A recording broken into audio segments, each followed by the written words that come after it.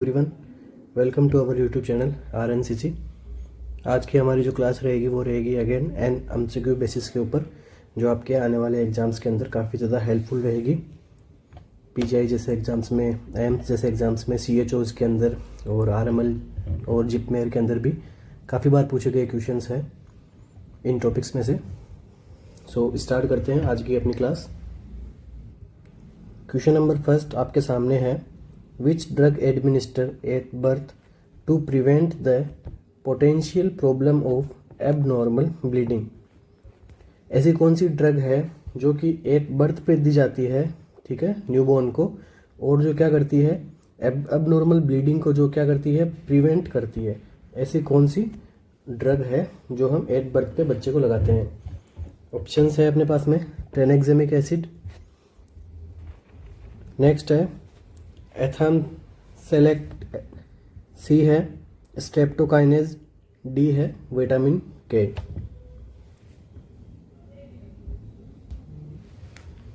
सो आप सभी को पता है कि एट बर्थ जो है विटामिन के का जो इंजेक्शन है वो हम न्यूबॉर्न बेबी के लगाते हैं। क्यों लगाते हैं? क्योंकि ये क्या करता है, प्रिवेंट करता है बेबी को एबनॉर्मल ब्लीडिंग से,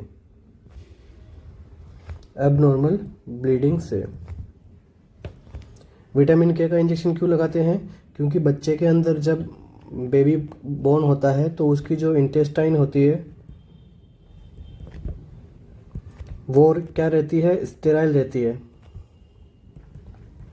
स्टेराइल का मीन्स क्या हो गया कि वहाँ पे किसी भी प्रकार के नॉर्मल फ्लोराज जो है वो प्रेजेंट नहीं रहते हैं, जिसकी वजह से विटामिन के का सिंथेसिस बच्चे के अंदर नहीं होता है। इस वजह से हम विटामिन के का जो इंजेक्शन है वो अपन बेबी में लगाते हैं। विटामिन के का इंजेक्शन अब अगर बच्चा प्री टर्म है या फिर लेस देन 1000 ग्राम का अगर बेबी में वेट है तो अपन इसकी डोज क्या रखेंगे, विटामिन के की डोज अपन रखेंगे 0.5 mg, ठीक है। और अगर बेबी 8 टर्म है या फिर 3000 किलो के आसपास है, ओके, वेट भी उसका ऑप्टिमम होता है। सो यहाँ पे अगर इसकी यहाँ पे डोज क्या रखेंगे, 1 gram. Route of the transmission क्या रहेगा, IM लगाएंगे। नेक्स्ट क्वेश्चन अपना आज का, which of the following is not a parameter of Glasgow coma scale, ठीक है। GCS जो अपनी स्केल होती है उसका कौन सा पैरामीटर नहीं है? सो यहाँ पे नोट पूछा गया है, ओके। 3 पैरामीटर GCS के हैं, 1 पैरामीटर नहीं है। ऑप्शन ए है eye opening, pupillary response, verbal response या फिर मोटार रेस्पॉन्स। सो हम सभी को पता है ग्लासगो कोमा स्केल के अंदर जनरली क्या होते हैं, 3 इसके अंदर यहाँ पे पैरामीटर देखने को मिलते हैं। फर्स्ट इसके अंदर मिलता है आई, नेक्स्ट इसके अंदर मिलता है verbal, I verbal, and third इसके अंदर मिलता है मोटार, ओके। आई के अंदर कितना स्कोर अपन रखते हैं, 4, वर्बल के अंदर अपन कितना रखते हैं, 5, एंड मोटार के अंदर अपन कितना रखते हैं, 6। ये टोटल कितना हो जाता है, 15, ओके। सो मैक्सिमम स्कोर कितना होता है GCS का, ये होता है 15, एंड मिनिमम स्कोर कितना होता है GCS का, ये होता है 3। अगर किसी पेशेंट का लेस देन 8 आ रहा है तो इसको, इस पेशेंट की कंडीशन को अपन क्या बोल देंगे, कोमाटोज, ओके। इस पेशेंट की जो कंडीशन है वो कोमाटोज है। इसी के बाद ही अगर किसी पेशेंट की लेस देन 3 आ रहा है तो यहाँ पे अपन क्या बोल देंगे, जो पेशेंट है वो अनरेस्पॉन्सिवनेस है। आप सभी को पता ही होगा कि ग्लासगो कोमा स्केल का अपन यूज कहाँ करते हैं, ग्लासगो कोमा स्केल का अपन यूज करते हैं कॉन्शियसनेस को असेस करने के लिए। कॉन्शियसनेस को असेस करने के लिए जो हम ग्लासगो कोमा स्केल का यूज करते हैं, इसके जनरली 3 पैरामीटर होता है। सबसे पहला होता है eye opening, second verbal response, third होता है मोटार रेस्पॉन्स, ओके। 4, 5, 6 इनके नंबर्स अपन देते हैं। सो इस क्वेश्चन का जो यहाँ पे क्वेश्चन में क्या पूछा गया है, नोट पूछा गया है। सो प्यूपिलरी रेस्पॉन्स जो है वो इसके अंदर अपन नहीं देखते हैं, इसके पैरामीटर्स के अंदर प्यूपिलरी रेस्पॉन्स जो है वो नहीं आता है। सो इस क्वेश्चन का जो करेक्ट आंसर रहेगा वो रहेगा अपना बी। नेक्स्ट क्वेश्चन आज का, Braden scale is use for assessing the risk of. Okay, जो बार्डन स्केल है वो अपन क्यों यूज में करते हैं, ठीक है, क्या असेस करने के लिए अपन बार्डन स्केल को यूज में लेते हैं। ऑप्शन है डेक्यूबिटस अल्सर, डायबिटिक मेलिटस, हाइपरटेंशन या फिर यूटीआई यूरिनरी ट्रैक्ट इन्फेक्शन। सो जो बार्डन स्केल जो होती है ये क्या काम करती है, इसको अपन डेक्यूबिटस अल्सर के अंदर या फिर बेड सोर के अंदर, ओके, या फिर प्रेशर शोर, कुछ भी बोल दो। सो इन कंडीशन की इनकी जो कंडीशन को असेस करते हैं कि कौन सी स्केल की मदद से, उसको अपन बोलते हैं बार्डन स्केल, ठीक है। अब बार्डन स्केल से और क्वेश्चन क्या क्या बनता है कि बार्डन स्केल के जो क्या पैरामीटर्स होते हैं, इसके भी पैरामीटर्स होते हैं, क्या क्या कंटेंट इसके अंदर अपन देखते हैं। सो अपन इसके अंदर फर्स्ट देखते हैं अपन सेंसरी रिसेप्शन, सेकंड अपन इसके अंदर देखते हैं मॉइस्चर, थर्ड इसके अंदर अपन क्या देखते हैं मोबिलिटी, फोर्थ इसके अंदर अपन क्या देखते हैं पेशेंट का nutrition status, and fifth most important क्या देखते हैं फ्रिक्शन। ओके, फ्रिक्शन से भी क्वेश्चन बनता है, अगर बेड सोर किसी पेशेंट को हो रहा है तो उसका मोस्ट क्या रीजन हो सकता है। Okay, friction is the most important factor for bed सोर। इसे भी राइट कई बार क्वेश्चन पूछा जा चुका है अपने एग्जाम्स के अंदर। सो इस क्वेश्चन का जो करेक्ट आंसर रहेगा वो रहेगा बार्डन स्केल, और ये इसके कंपोनेंट्स होते हैं। अपन बार्डन स्केल के अंदर ये चीज़ें असेस करते हैं। नेक्स्ट क्वेश्चन आज का अपना, when administering blood to a patient it is important to. जब हम ब्लड एडमिनिस्ट्रेशन करते हैं किसी पेशेंट को, सो क्या ध्यान में रखना चाहिए अपनी को। ऑप्शन में दिया गया है administer each unit with in 6 our period, एक यूनिट को 6 आवर के पीरियड के अंदर देना होता है, या फिर use a volume control infusion pump to administer the blood. अपन जो ब्लड को एडमिनिस्टर करते हैं उसके लिए एक वॉल्यूम कंट्रोल इन्फ्यूजन पंप होना चाहिए कि भाई हाँ इस टाइम ड्यूरेशन के अंदर इतना ही ब्लड जाना चाहिए। Next, run the blood at slower rate during the first 5 to 10 minutes. Start के अंदर जो ब्लड ट्रांसफ्यूजन करते हैं वो स्लो करना चाहिए 5 से 10 मिनट तक।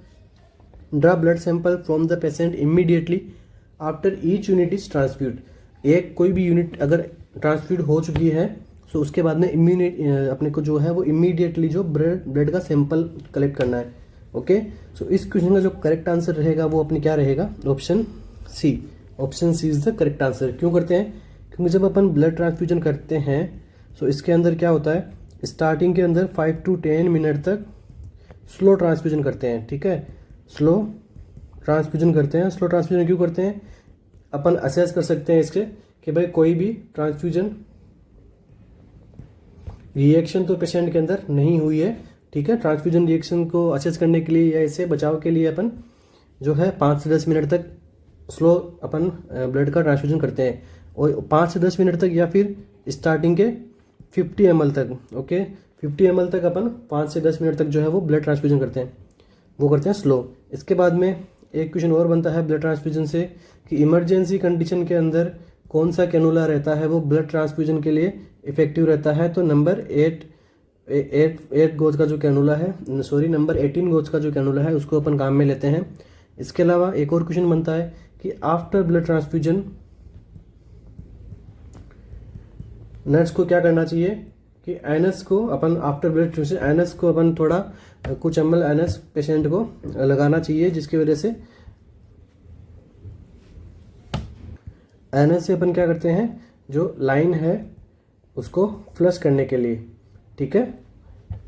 और इसी के साथ ही अगर किसी पेशेंट को रिएक्शंस हो गई है तो यहाँ पे भी अपन जो नर्स का क्या रोल होता है कि एनएस को ट्रांसमिट करते हैं, ठीक है। इसके बाद में इस क्वेश्चन का जो करेक्ट आंसर रहेगा वो क्या रहेगा, ऑप्शन सी। ईच यूनिट के बाद में सैंपल लेने की कोई ज़रूरत नहीं है यहाँ पे, और 4 आवर्स के अंदर जो है वो ब्लड का कंप्लीट ट्रांसफ्यूजन हो जाना चाहिए, ठीक है। सो नेक्स्ट क्वेश्चन अपना है father of modern psychiatric nursing. Modern psychiatric nursing के फादर किसको कहा गया है। बेंजामिन रस, हिलगर्ट पेपलोव, फिलिप पिनल या फिर लिंडा रिचर्ड। सो आप सभी को पता है लिंडा रिचर्ड कौन थी?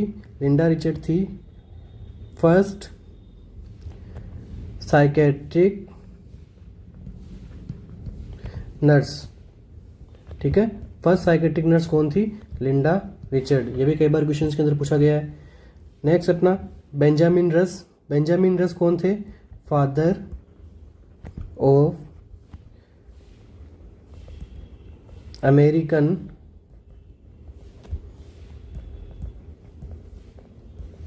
फादर ऑफ अमेरिकन साइकेट्री का फादर कौन थे? बेंजामिन रस। ठीक है, इन्होंने 1812 के अंदर साइकेट्री के लिए एक बुक लिखी थी।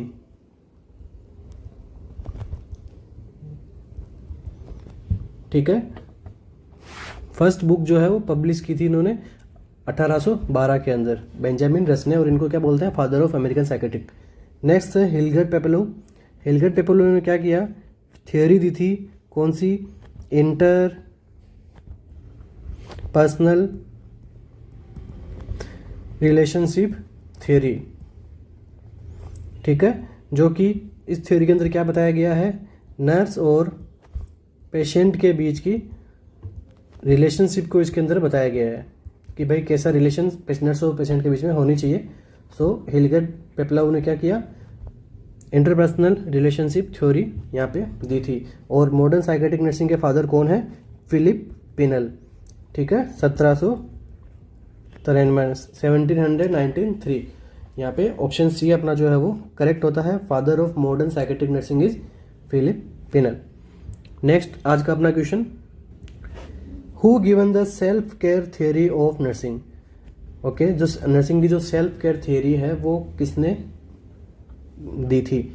Hildegard Peplau, Dorothea Orem, Virginia Henderson, none of the above. So self care theory यहाँ पे किसने दी थी? सेल्फ केयर थ्योरी आपने दी थी डोरेथ्रा ओरम। ओके, डोरेथिया ओरम ने दी थी, या फिर इसको अपन क्या क्या बोलते हैं? ओरम्स थ्योरी। ये थ्योरी से कई बार एग्जाम्स के अंदर क्वेश्चन आते हैं। सो इसके अंदर अपन क्या करते हैं? सेल्फ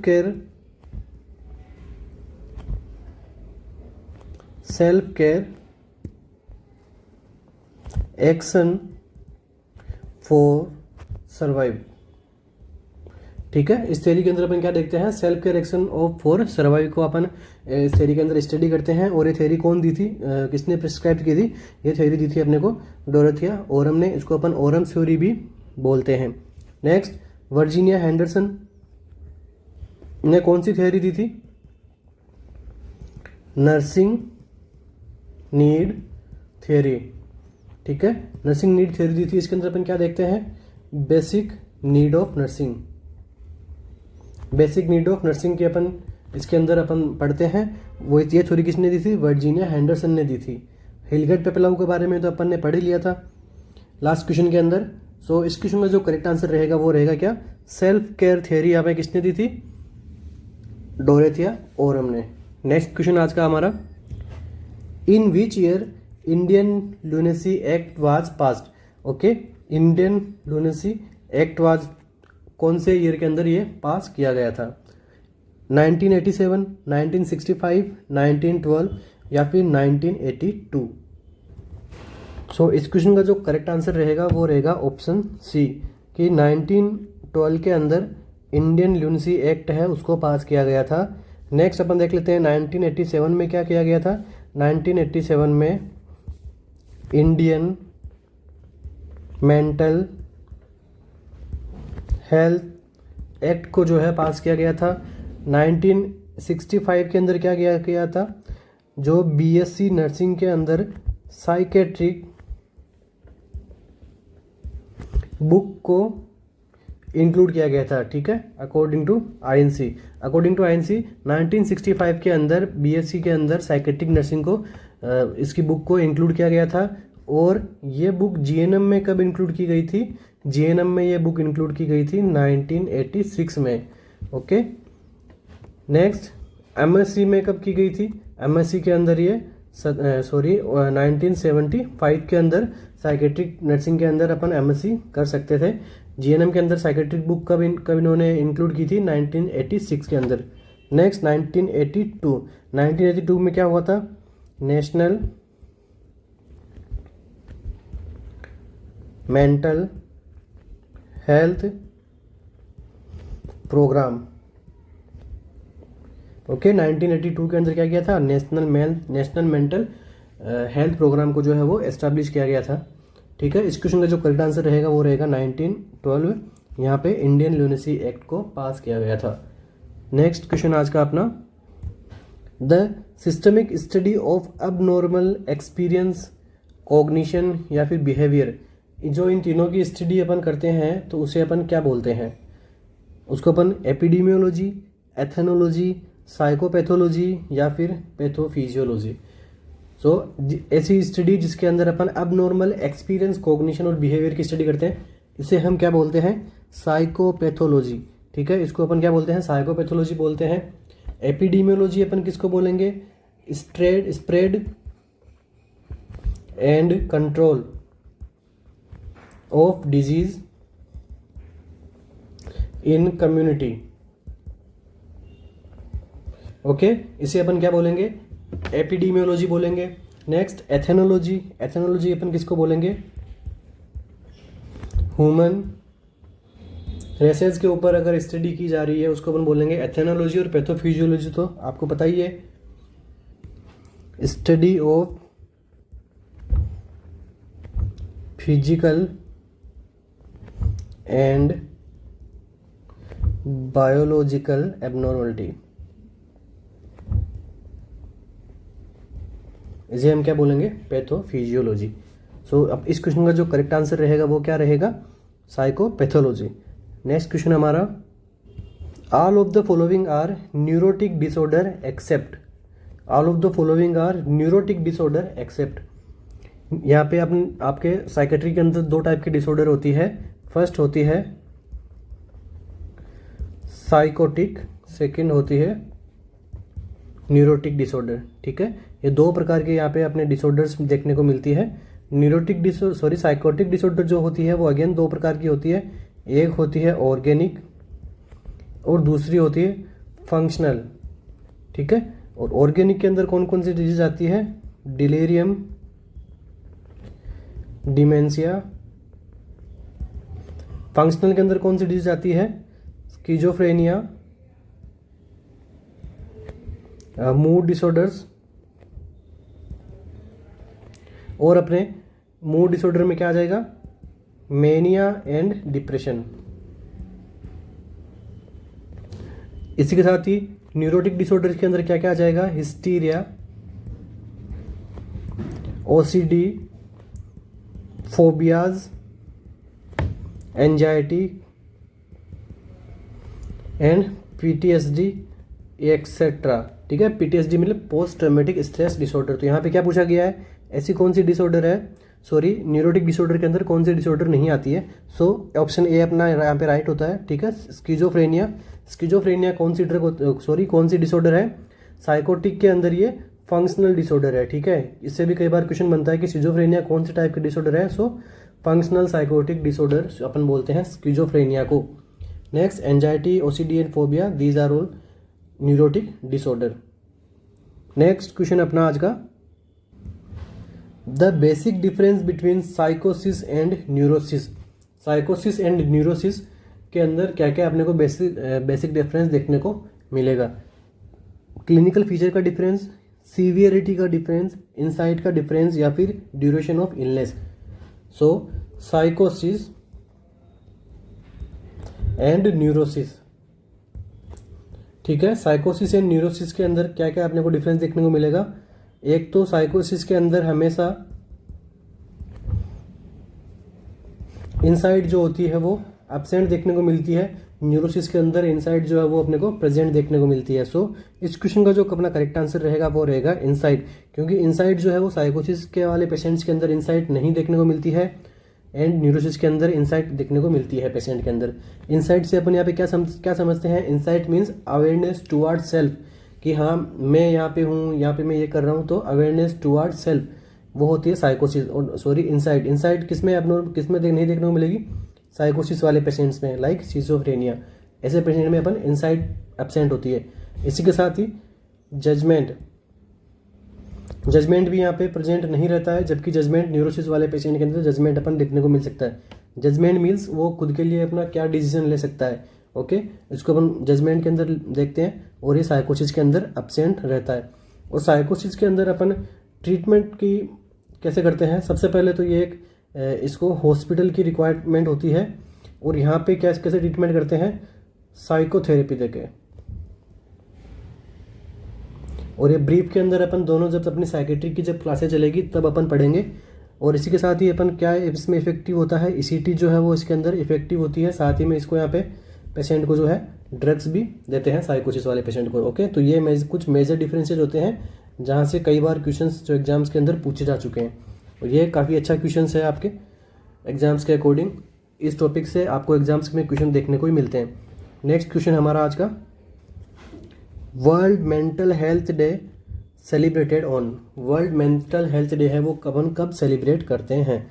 सो ऑप्शन है अपने पास में 1 जुलाई, 2 अक्टूबर, 10 अक्टूबर या फिर 4 Feb. World mental health day है वो अपन कब करते हैं, 10 अक्टूबर को जो अपन है सेलिब्रेशन करते हैं। 1 जुलाई को कौन सा डे होता है, 1 जुलाई को होता है डे डॉक्टर्स डे। 2 जुलाई को महात्मा गांधी जयंती। नेक्स्ट 4 फेब को क्या होता है, 4 फेब को होता है एंटी कैंसर डे, ओके। सो यहाँ पे ऑप्शन का जो करेक्ट आंसर रहेगा वो रहेगा ऑप्शन सी। नेक्स्ट क्वेश्चन आज का हमारा, which one discover first antipsychotic drug. ठीक है, एंटीसाइकोटिक ड्रग जो सबसे पहले डिस्कवर की गई थी वो कौन सी है, हेलोपेरिडोल, ओलेंजापिन, क्लोरप्रोमाजिन या फिर ट्राइफ्लूपेराजिन। इस क्वेश्चन का जो करेक्ट आंसर रहेगा वो रहेगा ऑप्शन सी, CPZ क्लोरप्रोमाजिन, जो 1952 के अंदर ही जो है इसको डिस्कवर कर लिया गया था। एक 1949 के अंदर किसको डिस्कवर किया था, लिथियम ड्रग को। ठीक है, लिथियम ड्रग को अपन ने जो है वो डिस्कवर कर लिया गया था। और हेलोपेरिडोल, इस क्वेश्चन के अंदर अपने को 2 ड्रग दिख रही है, कौन सी, हेलोपेरिडोल और क्लोरप्रोमाजिन एंड ट्राइफ्लूपेराजिन। ठीक है, ये होती है अपनी typical anti psychotic drugs. Haloperidol के बारे में अपन थोड़ा सा पढ़ लेते हैं। हेलोपेरिडोल काफ़ी इंपॉर्टेंट ड्रग होती है अपने एग्जाम्स के व्यू के अकॉर्डिंग। हेलोपेरिडोल क्या करती है, इसको हम जो है वो सिजोफ्रेनिया के अंदर ड्रग को जो है प्रिस्क्राइब करते हैं। इसी के साथ ही हेलोपेरिडोल किसकी ड्रग ऑफ चॉइस है, हेलोपेरिडोल ड्रग ऑफ चॉइस होती है अपनी टिक डिसऑर्डर की। Tic disorders means abnormal involuntary movement, abnormal involuntary movement। ठीक है, हेलोपेरिडोल को एक टिपिकल एंटीसाइकोटिक ड्रग होती है। और जो अपनी ओलेंजापिन होती है, ओलेंजापिन कौन सी टाइप की है, एटाइपिकल। ठीक है, एटाइपिकल एंटीसाइकोटिक ड्रग है, और इससे क्या होता है, मैक्सिमम वेट गेन पेशेंट को देखने को मिलता है। ये काफ़ी इंपॉर्टेंट क्वेश्चन है यहाँ पे, ये भी इंपॉर्टेंट क्वेश्चन है। हेलोपेरिडोल कहाँ पे यूज में ली जाती है, किसकी ड्रग ऑफ चॉइस है। हेलोपेरिडोल से एक मोस्ट इंपॉर्टेंट और क्वेश्चन बनता है कि EPS जो है एक्स्ट्रा पेरिमेटल सिम्टम मैक्सिमम कौन प्रोड्यूस करता है। हेलोपेरिडोल के साइड इफेक्ट में एक्स्ट्रा पेरिमेटल सिम्टम जो है अपने को पेशेंट को देखने को मिलता है। वेरी इंपॉर्टेंट क्वेश्चन है। और इसके साथ ही अपने जो ओलेंजापाइन जो ड्रग है, इसके अंदर पेशेंट का जो है वेट गेन देखने को मिलता है। नर्स क्या करेगी, एडवाइस करेगी पेशेंट को कि आपका वेट गेन हो सकता है। और ओलेंजापाइन जो है वो ड्रग ऑफ चॉइस किसके अंदर देखने को मिलती है, anorexia nervosa. Okay, anorexia nervosa की ड्रग ऑफ चॉइस अपने को क्या देखने को मिलेगी, ओलेंजापाइन। ठीक है, क्लोजापाइन एक और ड्रग होती है, क्लोजापाइन। ठीक है, ये भी एटाइपिकल एंटीसाइकोटिक ड्रग है। इसका साइड इफेक्ट होता है जो एग्जाम्स में कई बार पूछा जाता है, ये होता है ग्रेन्युलोसाइटोसिस, डिक्रीज WBC। ठीक है, WBC काउंट को ये कम कर देती है। तो पेशेंट को एडवाइस करना है कि आपको ये ग्रेन्युलोसाइटोसिस की कंडीशन हो सकती है, मीन्स आपकी रोग प्रतिरोधक क्षमता जो है वो कम हो सकती है, WBC कम हो सकती है।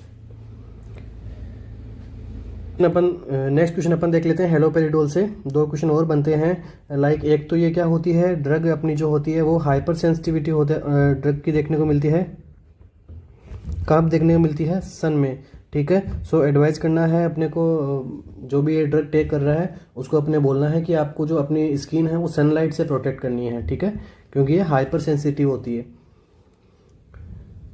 और हेलोपेरिडोल, इससे एक और क्वेश्चन बनता है, वो भी अपन पढ़ लेते हैं कि ऐसी कौन सी ड्रग है जो एक्यूट साइकोसिस सिम्टम को ट्रीट करती है, एक्यूट साइकोसिस सिम्टम। ठीक है, ऐसी कौन सी ड्रग है जो एक्यूट साइकोसिस सिम्टम को अपन ट्रीट करती है, वो कौन सी है, हेलोपेरिडोल। ड्रग ऑफ चॉइस किसकी है, टिक डिसऑर्डर की। टिक डिसऑर्डर में क्या होता है, एबनॉर्मल इनवॉलेंट्री मूवमेंट।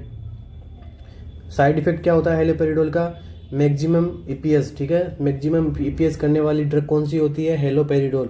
इसके बाद में हमने देख लेते क्या, ओलेंजापाइन। ओलेंजापाइन में क्या होता है, एटाइपिकल एंटीसाइकोटिक ड्रग है, पेशेंट का वेट गेन होगा। ड्रग ऑफ चॉइस किसकी है, एनोरेक्सिया नर्वोसा। इसके बाद में हमने पढ़ा था क्लोजापाइन। क्लोजापाइन में क्या होता है, ग्रेन्युलोसाइटोसिस देखने को मिलता है, ये भी एटाइपिकल एंटीसाइकोटिक ड्रग है।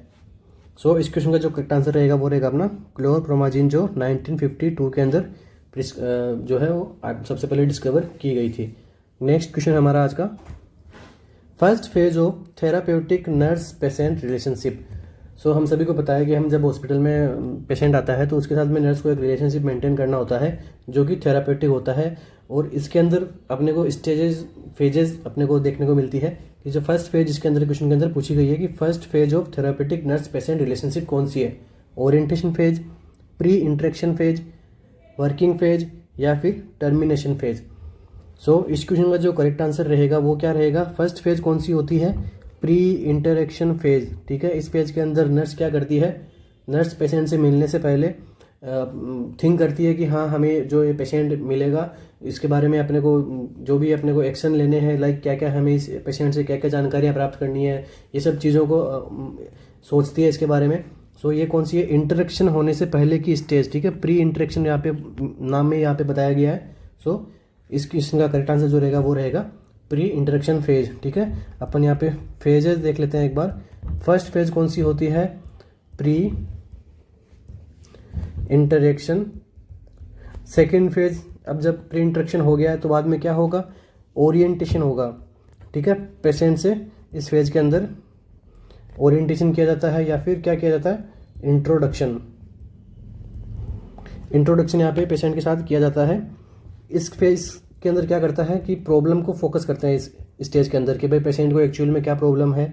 सो अब क्वेश्चन आ जाता है कई बार कि ऐसी कौन सी स्टेज है जहाँ पे जो पेशेंट की जो प्रॉब्लम को फोकस में रखते हैं फिर प्रॉब्लम असेस करते हैं, तो कौन सी स्टेज होगी, वो ओरिएंटेशन स्टेज। और इसी से एक वेरी वेरी इंपॉर्टेंट क्वेश्चन बनता है कि जो टर्मिनेशन फेज का एस्टैब्लिशमेंट कौन सी फेज से शुरू करते हैं। ठीक है, तो यहाँ पे एक क्वेश्चन और बन जाता है, एस्टैब्लिशमेंट ऑफ टर्मिनेशन फेज। ठीक है, टर्मिनेशन फेज का जो एस्टैब्लिशमेंट है वो ओरिएंटेशन फेज से अपन क्या करते हैं, शुरू कर देते हैं। क्योंकि आप सभी को पता है साइकेट्रिक पेशेंट जो होते हैं वो नर्स के साथ में रिलेशन बना लेते हैं कि लाइक हाँ ठीक है ये तो मेरी बेटी जैसी है, ये मेरे बेटे के जैसे है, ये मेरे बड़े भैया के जैसे। सो यहाँ पे एक टर्मिनेशन फेज यहीं से पेशेंट को समझा दी जाती है कि ये जो नर्स है ये आपके साथ में 2 वीक्स के लिए आपके साथ में ये रहेगी और ये आपका ऐसे ऐसे ट्रीटमेंट यहाँ पे करने वाले हैं हम लोग। Okay, so establishment of termination phase कौन सी फेज में स्टार्ट हो जाती है, ओरिएंटेशन फेज के अंदर, ओरिएंटेशन या फिर इंट्रोडक्शन। इसके बाद में जो फेज आती है वो कौन सी आती है, एक्शन फेज। ठीक है, एक्शन फेज के बाद में लास्ट फेज जो कौन सी होती है वो होती है termination phase. Okay, so I hope आपके काफ़ी अच्छे से अंडरस्टैंड हो गया ये क्वेश्चन। सो इस क्वेश्चन का जो करेक्ट आंसर रहेगा वो रहेगा pre interaction phase. Okay, next question आज का अपना, the nurse is preparing to remove clients abdominal stitches. एक नर्स है जो प्रिपेयर हो रही है क्लाइंट्स के एब्डोमिनल स्टिचेज को रिमूव करने के लिए, as order by the health care provider, जो कि HCP ने उसको, हेल्थ केयर प्रोवाइडर ने उसको ये ऑर्डर दिया है कि एब्डोमेन के स्टिच जो है वो उसको रिमूव करो। Which is the correct action by the nurse. ठीक है, नीचे दिए गए ऑप्शन में से कौन सा जो एक्शन है वो नर्स का एकदम करेक्ट रहेगा एब्डोमिनल स्टिच को रिमूव करने में।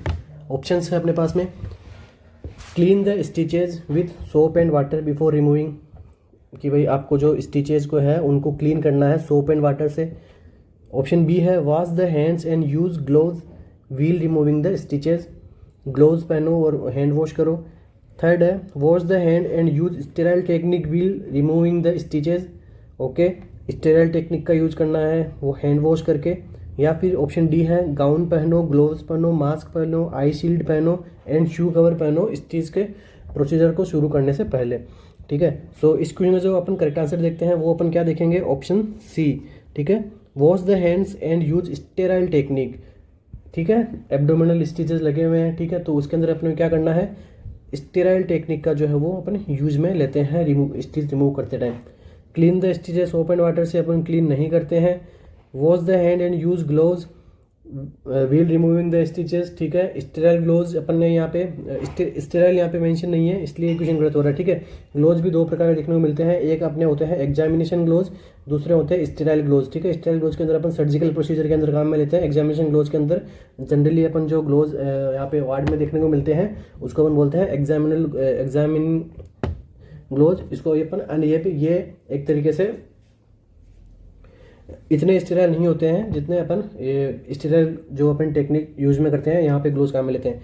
और इसके अंदर जो वियर ए गाउन ग्लोव्स, तो यहाँ पे ये अपन चीज़ कब फॉलो करते हैं, जब उसको किसी भी प्रकार का प्रिकॉशन हो। ठीक है, प्रिकॉशन मीन्स उसको कॉन्टैक्ट प्रिकॉशन, अगर पेशेंट को अगर बताया गया है, ठीक है, तो यहाँ पे नर्स क्या करेगी, कॉन्टैक्ट प्रिकॉशन से बचाव के लिए ये ऑप्शन होता है उसके अंदर। जबकि यहाँ पे क्या पूछा गया है, नॉर्मल एब्डोमिनल स्टिच रिमूव करना है, तो ऑप्शन सी यहाँ पे हो जाएगा करेक्ट।